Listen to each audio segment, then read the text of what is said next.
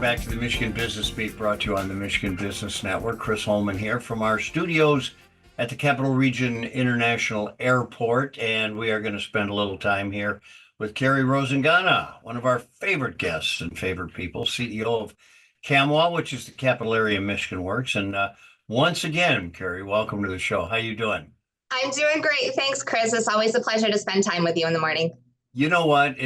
You look so refreshed. What is that about? I just got back from a vacation in Canada, so can't ask for more than a little bit of rest and relaxation to have you be refreshed and re-energized, right? I bring that up only because I'm the one that along the way has been saying, take a vacation, take a vacation. You never take time off. So I'm so glad you did this. I took your advice for once, huh? For once, right? So on June 20, Capital Area Childcare Coalition hosted this Employer Roundtable to foster workforce engagement and kind of enhance childcare solutions. What is the Capital Area Childcare Coalition, and what kinds of things came out of that? Yeah, so the Capital Area Childcare Coalition is a group of regional leaders, and not just childcare leaders, who have all come together to really look at what the impact of the childcare challenges are in our Tri-County region, and to try to be really solution and action oriented in addressing where we can try to help support creating action that will allow for more childcare openings and for families to be able to get back to work that maybe childcare is impacting that. The collaborative itself is funded through the Early Childhood Investment Corporation, ECIC, and it is co-led in our region by LEAP, the Lansing Economic Area Partnership, Capital Area Michigan Works, and the United Way of South Central Michigan. And historically, you wouldn't necessarily think of those three organizations being deeply tied into childcare, but we recognize the economic impact, the workforce impact, as well as the barriers that need to be addressed. So we've all come together to work with our childcare and early learner community to create solutions. So the event that we held on June 20th was actually to invite employers from across all industries, as well as community partners, to come together and look at some of the data that has come out through the surveying work we've done with the collaborative, and to try to create opportunities for employers to have solutions when their employees come to them and say they have childcare barriers. And it was the first of many steps that we're looking at taking to help support regional employers across the board and knowing how to help support those conversations when their employees are identifying childcare as a barrier. So it was successful. We had about 70 folks who came that day. So we take that as a really great and strong first step for our community to show that there's an interest in making a difference. So I'm sure one of the things that came out were probably childcare disparities. You want to talk to that a little bit and how it's affecting the workforce today?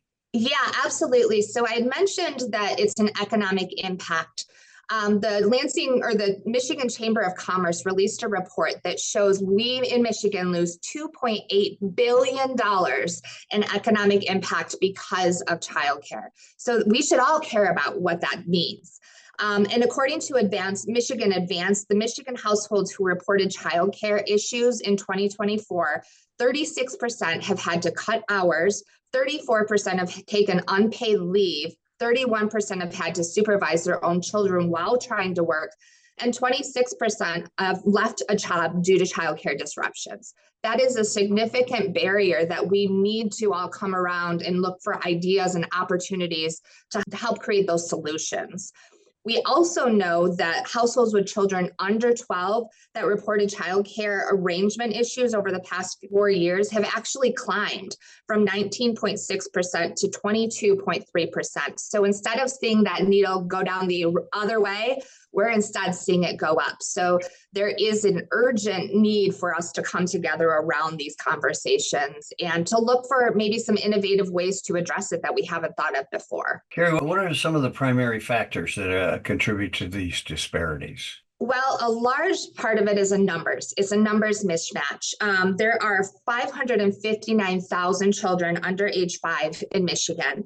And we know that right now there's only 264,000 slots for childcare open. So you can see right there is 50% of the need there actually is available. So the numbers in and of themselves alone are pretty dramatic. The other thing we know is that early educators are leaving the workforce because historically those careers are underpaid. We know that for individuals who have a bachelor's degree in there, we know that they're earning around $12 an hour, which, that's an incredibly low rate of being able to support themselves. So you see people not staying in those careers. And I personally can feel that because my career was in early education before that, and I left because of the wage disparities. So it's something that we are seeing, and we're seeing as an ongoing challenge that's only becoming more dramatic with things like inflation going up. So is anything being done to kind of improve this childcare accessibility and affordability? Yeah. So the good news is, yes, there are things that are being done. In 2023, Governor Whitmer announced a proposal for pre-K for all, and a pre-K for all action team was created at the state level, which I actually was asked to chair that group because of my background. And so we were focused on looking for creating a roadmap to how we can get more 4-year-olds into those childcare openings with pre-K for all. We also know that in her 2025 budget, Governor Whitmer asked lawmakers to approve $159 billion to make that vision a reality in the next several years. So those investments and that money infusion into this industry discussion is happening. And that's something that we should all be proud of, but there's obviously still a lot of work to do.